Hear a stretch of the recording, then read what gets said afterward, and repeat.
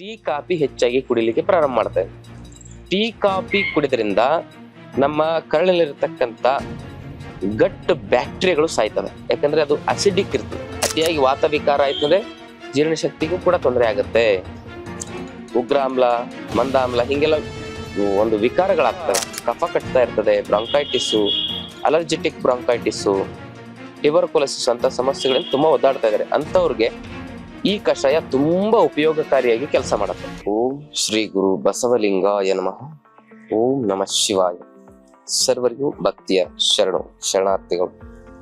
ನಾನು ನಿಮ್ಮ ಯೋಗ ಗುರು ವೈದ್ಯ ಶ್ರೀ ಚನ್ನಬಸವಣ್ಣ, ಶ್ರೀಗಂಗಾ ಯೋಗ ನಿಸರ್ಗ ಚಿಕಿತ್ಸಾ ಹಾಗೂ ಆಯುರ್ವೇದ ಸಂಶೋಧನಾ ಕೇಂದ್ರ, ಆರೋಗ್ಯ ಮಹಾಮನೆ, ಬೆಂಗಳೂರು, ಹುಬ್ಬಳ್ಳಿ, ಧಾರವಾಡ ಹತ್ತಿರ ಮುರ್ಕಟ್ಟಿ.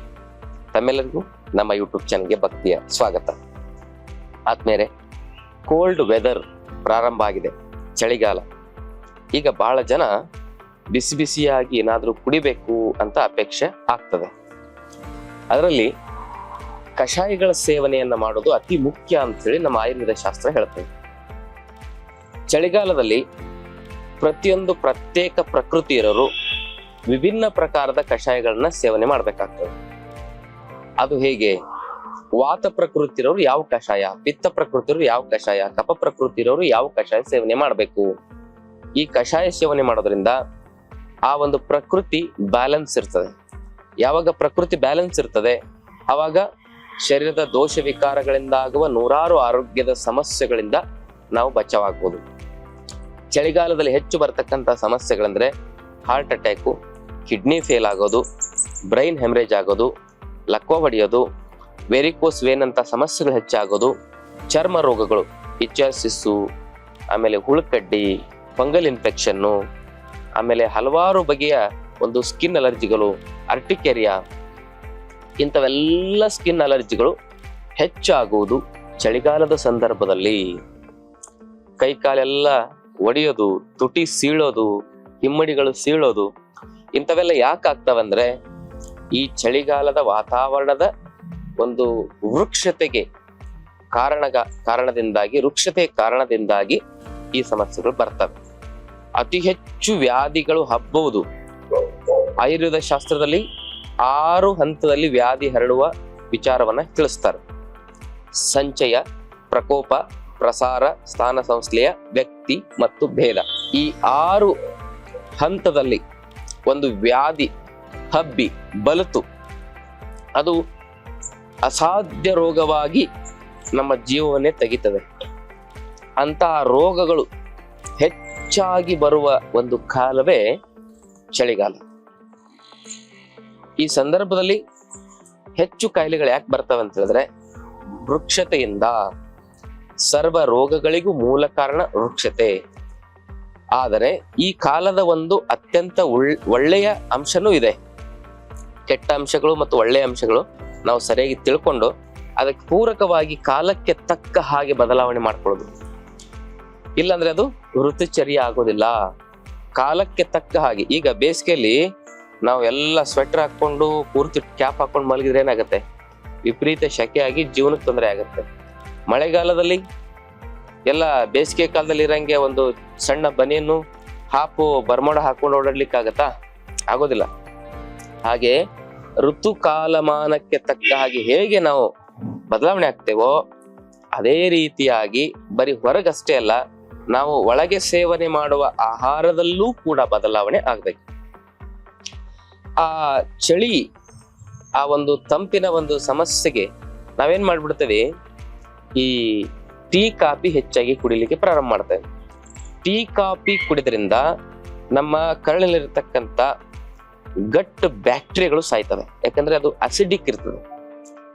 ಅದರಲ್ಲಿ ಟೆನ್ನಿನ್ನು, ಕೆಫಿನ್ ಅನ್ನುವ ವಿಷಕಾರಿ ಅಂಶ ಇರ್ತದೆ. ಸಕ್ಕರೆಯಲ್ಲಿ ಕ್ಯಾಲ್ಸಿಯಂ ಹೈಡ್ರಾಕ್ಸೈಡ್, ಸಲ್ಫರ್ ಡೈಆಕ್ಸೈಡ್ ಅಂತಕ್ಕಂಥ ಇನ್ನೂ ಹಲವಾರು ವಿಷಕಾರಿ ಅಂಶಗಳಿರ್ತವೆ. ಅವು ಹೊಟ್ಟೆಯಲ್ಲಿ ಕೆಲಸ ಮಾಡ್ತಕ್ಕಂಥ ಆ ಫ್ರೀಬಯೋಟಿಕ್, ಪ್ರೋಬಯೋಟಿಕ್ ಅಂತ ಏನಿರ್ತಾವಲ್ಲ ಅವುಗಳನ್ನ ನಾಶ ಮಾಡ್ಬಿಡ್ತವೆ. ಅದು ನಾಶ ಆಗಿ ಗಟ್ ಬ್ಯಾಕ್ಟೀರಿಯಾಗಳಲ್ಲಿ ತೊಂದರೆ ಆಯ್ತು ಅಂದಾಗ ಅವಾಗ ಏನಾಗುತ್ತೆ, ನಾವು ತಿಂದಿರುವ ಯಾವ ಸತ್ವಗಳು ಕೂಡ ನಮಗೆ ಸಿಗೋದಿಲ್ಲ, ವೇಸ್ಟ್ ಆಗಿ ಹೋಗ್ತವೆ. ಯಾಕಂದ್ರೆ ನಾವು ವಿಟಮಿನ್, ಪ್ರೋಟೀನ್, ಮಿನರಲ್ಸ್ ತಿನ್ನಲ್ಲ. ನಾವು ತಿನ್ನೋದು ಆಹಾರ. ಅದನ್ನ ಕನ್ವರ್ಟ್ ಮಾಡೋ ಕೆಲಸವನ್ನ ಅವು ಹೊಟ್ಟೆಲಿರ್ತಕ್ಕಂಥ ಗುಡ್ ಬ್ಯಾಕ್ಟೀರಿಯಾಗಳು ಮಾಡ್ತವೆ. ಚಹಾ ಕಾಫಿ ಕುಡಿಯೋದ್ರಿಂದ ಅವು ಸಾಯ್ತವೆ. ಆವಾಗ ನಾವೇನೇ ಆಹಾರ ತಿನ್ಲಿ, ಏನೇ ಔಷಧಿ ತೆಗೆದುಕೊಳ್ಳಿ, ಅದು ಸರಿಯಾಗಿ ದೇಹಕ್ಕೆ ಅಬ್ಸರ್ವ್ ಆಗದೆ ದೇಹದಲ್ಲಿ ಇನ್ನಷ್ಟು ವ್ಯಾಧಿ ಹರಡ್ತಾ ಹೋಗ್ತದೆ, ವ್ಯಾಧಿ ಕ್ಷಮತ್ವ ಕಮ್ಮಿ ಆಗ್ತಾ ಹೋಗುತ್ತೆ. ಅದರ ಬದಲಾಗಿ ಕರಳಿನ ಬ್ಯಾಕ್ಟೀರಿಯಾಗಳಿಗೆ ಪೂರಕವಾಗಿ ಅವುಗಳನ್ನು ಮತ್ತೆ ಉತ್ತೇಜನಗೊಳಿಸಿ ಕರಳಿನ ಶಕ್ತಿಯನ್ನು ಹೆಚ್ಚಿಸಿ ಎಂಜೈಮ್ಸ್ ಗಳನ್ನ ಅಲ್ಲಿರ್ತಕ್ಕಂಥ ಆ ಒಂದು ಡೈಜೆಸ್ಟಿವ್ ಜ್ಯೂಸ್ ಗಳನ್ನ ಕ್ರಿಯಾಶೀಲಗೊಳಿಸ್ತಕ್ಕಂಥ ಕಷಾಯಗಳನ್ನು ಕುಡಿಬೇಕಾಗುತ್ತೆ. ಅದು ವಾತ ಪ್ರಕೃತಿ ಇರೋರು ಯಾವ ಕಷಾಯ ಅಂತ ಅನ್ನೋದನ್ನ ಮೊದಲು ನೋಡೋಣ. ವಾತ ಪ್ರಕೃತಿ ಇರೋರು ಧನಿಯಾ, ಅದಕ್ಕೆ ಕೊತ್ತಂಬರಿ ಬೀಜ, ಹವೀಜ ಅಂತೆಲ್ಲ ಕರೀತಾರೆ. ವಾತ ಪ್ರಕೃತಿ ಇರೋರು ಧನಿಯಾ ಮತ್ತು ಸೋಂಪು ಕಾಳು ಸಮ ಪ್ರಮಾಣದಲ್ಲಿ ಒಂದು 100 ಗ್ರಾಮೋ ಅಥವಾ 200 ಗ್ರಾಮೋ ಚೆನ್ನಾಗಿ ಒಣಗಿಸಿ ಪುಡಿ ಮಾಡಿ ಇಟ್ಕೋಬೇಕು. ಅದನ್ನ 2 ಚಮಚ 1 ಚಮಚದಷ್ಟು ಸಾಕಾಗತ್ತೆ. 1 ಚಮಚ ಚೂರ್ಣವನ್ನ 2 ಲೋಟ ನೀರಿನಲ್ಲಿ ಕುದಿಸಿ ಅರ್ಧ ಲೋಟ ಕಿಳಿಸಿ ಅದನ್ನ ಶೋಧಿಸಿ, ಅದು ಕುದ್ದು ಲಾಸ್ಟ್ಗೆ ಸ್ವಲ್ಪ ಬೇಕಾದ್ರೆ ಬೆಲ್ಲ ಹಾಕೋಬಹುದು ರುಚಿಗೆ ತಕ್ಕಷ್ಟು. ಆಮೇಲೆ ಶೋಧಿಸಿಕೊಂಡು ಬೆಳಗ್ಗೆ ಅದನ್ನ ಸೇವನೆ ಮಾಡೋದ್ರಿಂದ ನಿಮ್ಮ ವಾತ ಪ್ರಕೋಪದಿಂದ ಬರ್ತಕ್ಕಂಥ ಕೋಲ್ಡ್ ಅಲರ್ಜಿಗಳು, ಅತಿಯಾಗಿ ವಾತ ವಿಕಾರ ಆಯ್ತಂದ್ರೆ ಜೀರ್ಣಶಕ್ತಿಗೂ ಕೂಡ ತೊಂದರೆ ಆಗುತ್ತೆ. ಉಗ್ರಾಮ್ಲ, ಮಂದಾಮ್ಲ ಹಿಂಗೆಲ್ಲ ಒಂದು ವಿಕಾರಗಳಾಗ್ತವೆ. ಆ ಸ್ನೀಸಿಂಗ್ ಬರ್ತದಲ್ಲ ಕೆಲವರಲ್ಲಿ, ವಾತ ವಿಕಾರ ಹೆಂಗ್ ಬರ್ತಂದ್ರೆ ಇಲ್ಲೆಲ್ಲ ಚುಚ್ತಾ ಇರ್ತದೆ, ಮೂಗಲೆಲ್ಲ ನೋವ್ತಾ ಇರ್ತದೆ, ತುಂಬಾ ಪದೇ ಪದೇ ಒಂದು 50, 60, 100 ಗಟ್ಟಲೆ ಸೀನ್ ಬರ್ತದೆ. ವಾತ ವಿಕಾರದಿಂದ, ಪಿತ್ತ ವಿಕಾರದಿಂದ, ಕಫ ವಿಕಾರದಿಂದ ಸ್ನೀಸಿಂಗ್ ಬರೋದು ಬೇರೆ ಬೇರೆ ಇರ್ತದೆ. ಪಿತ್ತ ವಿಕಾರದಿಂದ ಬಂದ್ರೆ ಅಲ್ಲಿ ಬ್ಲಡ್ ಬೀಳ್ತದೆ, ರಕ್ತ ಬೀಳುತ್ತೆ, ಉರಿತದೆಲ್ಲ. ಕಫ ವಿಕಾರದಿಂದ ಬರ್ತಾ ಇದೆ ಅಂದ್ರೆ ತಲೆಯೆಲ್ಲ ಭಾರ ಆಗಿರ್ತದೆ, ಎದೆಯೆಲ್ಲ ಭಾರ ಆಗಿರ್ತದೆ, ಅದು ಸ್ನೀಸಿಂಗ್ ಬರ್ತದೆ, ಕಫ ವಿಕಾರದ ಸ್ನೀಸಿಂಗ್. ಹೀಗೆ ವಾತ ವಿಕಾರದಿಂದ, ಪಿತ್ತ ವಿಕಾರದಿಂದ, ಕಫ ವಿಕಾರದಿಂದ ಬೇರೆ ಬೇರೆ ರೀತಿಯಲ್ಲೇನೆ ನಮಗೆ ಕೆಮ್ಮು ಸೀನುಗಳು ಬರ್ತವೆ.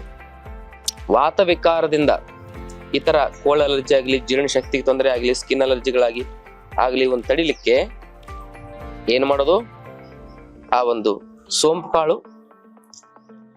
ಅದರ ಜೊತೆಗೆ ಧನಿಯಾ ಇವೆರಡನ್ನು ಈ ರೀತಿ ಕುದಿಸಿ ಕಷಾಯ ಮಾಡಿ ಕುಡಿಯೋದು. ಇನ್ನು ಪಿತ್ತ ಪ್ರಕೃತಿ ಇರೋರು ಏನ್ ಮಾಡ್ಬೇಕು ಅಂದ್ರೆ ಧನಿಯಾ ಮತ್ತು ಅದರ ಜೊತೆಗೆ ಗೋಧಿ ಹುಲ್ಲು ಅಥವಾ ಗರಿಕೆ, ಈ ಗೋಧಿ ಹುಲ್ಲು ಅಥವಾ ಗರಿಕೆ ಎರಡರಲ್ಲಿ ಒಂದು ನೆರಳಲ್ಲಿ ಒಣಗಿಸಿ ಪುಡಿ ಮಾಡಬೇಕು. ಇಲ್ಲಾಂದ್ರೆ ಗರಿಕೆ ಚೂರ್ಣ ಅಥವಾ ಗೋಧಿ ಹುಲ್ಲಿನ ಚೂರ್ಣ ಒರಿಜಿನಲ್ ಹೊರಗಡೆ ಸಿಕ್ಕರೆ ಅದನ್ನ ತೆಗೆದುಕೊಂಡು ಬನ್ನಿ. ಅದು ಮತ್ತೆ ಧನಿಯಾ ಎರಡೂ ಸಮ ಪ್ರಮಾಣದಲ್ಲಿ 100 ಅಥವಾ 200 ಗ್ರಾಮ್ ಮಿಶ್ರಣ ಮಾಡಿ ಒಂದು ಡಬ್ಬದಲ್ಲಿ ಹಾಕಿ ಇಟ್ಕೊಳ್ಬೇಕು. ಆಮೇಲೆ ಅದನ್ನ 1 ಚಮಚ ಹಾಕಿ 2 ಲೋಟ ನೀರಲ್ಲಿ ಕುದಿಸಿ ಅದನ್ನ ಕುದ್ದು ಅರ್ಧ ಲೋಟಕ್ಕೆ ಇಳಿಸಿ ಆ ಕಷಾಯವನ್ನ ಕುಡಿದ್ರೆ ಪಿತ್ತ ವಿಕಾರಗಳು ದೂರ ಆಗ್ತವೆ. ಚಳಿಗಾಲದಲ್ಲಿ ಬರ್ತಕ್ಕಂತ ಆ ಒಂದು ಚಳಿಯ ಸಮಸ್ಯೆಯಿಂದ ಆಗ್ತಕ್ಕಂತ ಆರೋಗ್ಯದ ಸಮಸ್ಯೆಗಳು ಕೂಡ ದೂರ ಆಗ್ತವೆ.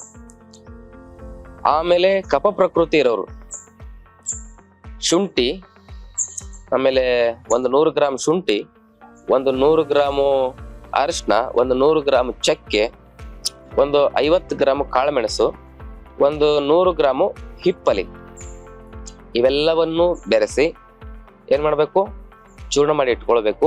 ಆ ಚೂರ್ಣವನ್ನ ಅರ್ಧ ಚಮಚದಷ್ಟು 2 ಲೋಟ ನೀರಲ್ಲಿ ಹಾಕಿ ಕುದಿಸಿ ಅದನ್ನ ಅರ್ಧ ಲೋಟ ಇಳಿಸ್ಬೇಕು. ಅದನ್ನ ಶೋಧಿಸಿ ಸ್ವಲ್ಪ ರುಚಿಗೆ ತಕ್ಕಷ್ಟು ಬೆಲ್ಲ ಹಾಕೋಬೇಕು. ಲಾಸ್ಟಿಗೆ ಕುದಿಯೋ ಟೈಮಲ್ಲಿ ಬೆಲ್ಲ ಹಾಕೋಬೇಕು, ಮೊದಲೇ ಹಾಕೋಬಾರ್ದು. ಅದನ್ನ ಶೋಧಿಸಿ ಬೆಳಿಗ್ಗೆ ಸೇವನೆ ಮಾಡೋದ್ರಿಂದ ನಮ್ಮಲ್ಲಿ ಕಫ ವಿಕಾರದ ಎಲ್ಲಾ ಸಮಸ್ಯೆಗಳು ಕೂಡ, ಕೆಲವರಿಗೆ ತುಂಬಾ ಕಫ ಕಟ್ತಾ ಇರ್ತದೆ, ಬ್ರಾಂಕೈಟಿಸು, ಅಲರ್ಜೆಟಿಕ್ ಬ್ರಾಂಕೈಟಿಸು, ಟ್ಯೂಬರ್ಕುಲೋಸಿಸ್ ಅಂತ ಸಮಸ್ಯೆಗಳಿಂದ ತುಂಬಾ ಒದ್ದಾಡ್ತಾ ಇದ್ದಾರೆ. ಅಂತವ್ರಿಗೆ ಈ ಕಷಾಯ ತುಂಬಾ ಉಪಯೋಗಕಾರಿಯಾಗಿ ಕೆಲಸ ಮಾಡುತ್ತೆ. ಆ ಶ್ವಾಸಕೋಶದ ಎಲ್ಲ ಶಕ್ತಿಯ ತೊಂದರೆಗಳನ್ನ ದೂರ ಮಾಡುತ್ತೆ, ಶಕ್ತಿ ವಿಕಾರಗಳಲ್ಲಿ ಅಂತ ಹೇಳ್ತಾರೆ. ಅದಕ್ಕೆ ಪುನಶ್ಚೇತನವನ್ನ ಕೊಟ್ಟು ಶ್ವಾಸಕೋಶದಲ್ಲಿ ಅಲ್ಯೂಲೈಸ್ಗಳು ಮತ್ತು ಬ್ರಾಂಚಸ್ಗಳು ಏನಂತ ಇರ್ತಾವಲ್ಲ ಅವೆಲ್ಲವನ್ನು ಡಿಟಾಕ್ಸ್ ಮಾಡಿ, ಶುದ್ಧೀಕರಣ ಮಾಡಿ ಆ ಒಂದು ಕಫ ವಿಕಾರದಿಂದ ಬರುವ ಆ ಶೀತದ ಸಮಸ್ಯೆಗಳಾಗಿರಬಹುದು, ಬೇರೆ ಬೇರೆ ಆರೋಗ್ಯದ ಸಮಸ್ಯೆಗಳನ್ನ ತಡೆಗಟ್ಟಲಿಕ್ಕೆ ಈ ಕಷಾಯ ಉಪಯೋಗ ಆಗುತ್ತೆ. ಇದಿಷ್ಟು ಚಳಿಗಾಲದಲ್ಲಿ ವಿಭಿನ್ನ ಪ್ರಕೃತಿಯಲ್ಲಿ ಯಾವ್ಯಾವ ಕಷಾಯಗಳನ್ನ ಸೇವನೆ ಮಾಡಬೇಕು ಅನ್ನೋದನ್ನ ನಾನು ತಿಳಿಸ್ಕೊಟ್ಟಿದ್ದೀನಿ. ನಿಮ್ಮ ಪ್ರಕೃತಿ ಯಾವುದು ಅಂತ ನಿಮ್ಗೆ ಗೊತ್ತಾಗಬೇಕಲ್ಲ, ಅದಕ್ಕೆ ನೀವೇನ್ ಮಾಡ್ಬೇಕು, ನುರಿತ ನಾಡಿ ವೈದ್ಯರ ಹತ್ರ ಹೋಗ್ಬೇಕು. ನಿಮ್ ಪ್ರಕೃತಿ ಯಾವುದು ಅಂತ ಪರೀಕ್ಷೆ ಮಾಡಿ ಅವ್ರು ಹೇಳ್ತಾರೆ. ಅದಕ್ಕೆ ತಕ್ಕ ಹಾಗೆ ನೀವು ಕಷಾಯಗಳನ್ನ ಸೇವನೆ ಮಾಡಿ. ನಮ್ಮ ಆಶ್ರಮದಲ್ಲಿ ನಾವೇನ್ ನಾಡಿ ಪರೀಕ್ಷೆ ಮಾಡ್ತೇವೆ, ಅವರಿಗೆ ಯಾವ ಕಾಯಿಲೆ ಇದೆ ಅಂತ ಹೇಳೋದಕ್ಕೆ ಮೂಲ ಕಾರಣನೇ ಈ ನಾಡಿ ಗತಿಗಳು. ನಮ್ಮ ಆಶ್ರಮದಲ್ಲೂ ಕೂಡ ನಾವು ನಾಡಿ ಪರೀಕ್ಷೆಯನ್ನ ಮಾಡ್ತೇವೆ. ಅಲ್ಲಿ ಅವರ ನಾಡಿ ಗತಿಯನ್ನ ನೋಡಿ ಅವರಿಗೆ ಯಾವ ಆರೋಗ್ಯದ ಸಮಸ್ಯೆ ಇದಾವೆ ಅನ್ನೋದನ್ನ ನಾವು ನಿಖರವಾಗಿ ಹೇಳ್ಬೋದು. ನಿಮ್ಮಲ್ಲಿ ಯಾರಾದರೂ ಆ ತರ ನುರಿತ ನಾಡಿ ಪಂಡಿತರು ವೈದ್ಯರಿದ್ರೆ ಅವ್ರ ಹತ್ರ ನಿಮ್ಮ ಪ್ರಕೃತಿ ಯಾವ್ದಂತ ಒಂದ್ಸರಿ ನೀವು ಪರೀಕ್ಷೆ ಮಾಡ್ಕೊಂಡ್ರೆ ಯಾವ್ಯಾವ ಪ್ರಕೃತಿ ಇರೋರು ಹೇಗೆ ಆಹಾರದ ಜೊತೆಗೆ ವಿಹಾರವನ್ನ, ಜೀವನ ಪದ್ಧತಿಯನ್ನ ಅಳವಡಿಸ್ಕೊಳ್ಬೇಕು ಅನ್ನೋದು ನಿಮಗೆ ತಿಳಿತದೆ. ಆದ್ಮೇಲೆ ಈ ಮಾಹಿತಿ ಇಷ್ಟವಾದಲ್ಲಿ ತಮ್ಮ ಬಂಧು ಮಿತ್ರರೊಂದಿಗೆ ಶೇರ್ ಮಾಡ್ಕೊಳ್ಳಿ. ಜೊತೆಗೆ ತಾವಿನ್ನೂ ಚಾನಲ್ ಸಬ್ಸ್ಕ್ರೈಬ್ ಮಾಡ್ಕೊಂಡಿಲ್ಲ ಅಂದ್ರೆ ದಯವಿಟ್ಟು ಸಬ್ಸ್ಕ್ರೈಬ್ ಮಾಡ್ಕೊಳ್ಳಿ. ನಮ್ಮ ಆಶ್ರಮದಲ್ಲಿ 5 ದಿನದ ಆರೋಗ್ಯ ಶಿಬಿರ ನಡೀತಾ ಇದೆ. ಅಲ್ಲಿ ನಾವು ಯಾವ ಕಾಲಕ್ಕೆ ಯಾವ ಆಹಾರ ಸೇವನೆ ಮಾಡಬೇಕು, ಜೀವನ ಪದ್ಧತಿ ಹೇಗಿರಬೇಕು, ಯೋಗ ಪ್ರಾಣಾಯಾಮ ಧ್ಯಾನ ಮಾಡೋದ್ರ ಮೂಲಕ 100 ವರ್ಷ ಆರೋಗ್ಯವಾಗಿ ನೆಮ್ಮದಿಯಿಂದ ಹೇಗೆ ಬದುಕಬೇಕು ಅನ್ನೋದನ್ನು ತಿಳಿಸ್ಕೊಡ್ತೇವೆ. ಹಾಗೂ ಈಗ ಕಾಯಿಲೆ ಬಂದವರು ತಾವೇನ್ ತೆಗೆದುಕೊಳ್ತಾ ಇರ್ತಿರಲ್ಲ ಮೆಡಿಸಿನ್ಗಳನ್ನ, ಆ ಎಲ್ಲಾ ಮೆಡಿಸಿನ್ಗಳು ಕೂಡ ಈ ನಾವು ಹೇಳ್ಕೊಟ್ರೆ ಯೋಗ ಮಾಡಿದ್ರೆ 3 ರಿಂದ 6 ತಿಂಗಳಲ್ಲಿ ಅವೆಲ್ಲಾ ಮೆಡಿಸಿನ್ಗಳು ನೀವು ಬಿಡಬಹುದು. ಮುಂದೆ ಕಾಯಿಲೆ ಬರದೇ ಇರೋದಕ್ಕೆ ಯಾರು ಔಷಧಿ ಕೊಡೋದಿಲ್ಲ. ನಾವು ಹೇಳ್ಕೊಟ್ರು ಈ ಯೋಗವನ್ನ ಜೀವನದಲ್ಲಿ ನೀವು ಅಳವಡಿಸ್ಕೊಂಡ್ರೆ ನಿಮ್ ಜೀವನದಲ್ಲಿ ಆತರ ಕಾಯಿಲೆಯಿಂದ ನರಳುವ, ತೊಂದರೆ ಅನುಭವಿಸುವ ಪರಿಸ್ಥಿತಿ ಎದುರಾಗೋದಿಲ್ಲ ಅಂತಕ್ಕಂಥ ಮಾತನ್ನು ಹೇಳ್ತಾ ತಮ್ಮೆಲ್ಲರಿಗೂ ಶರಣು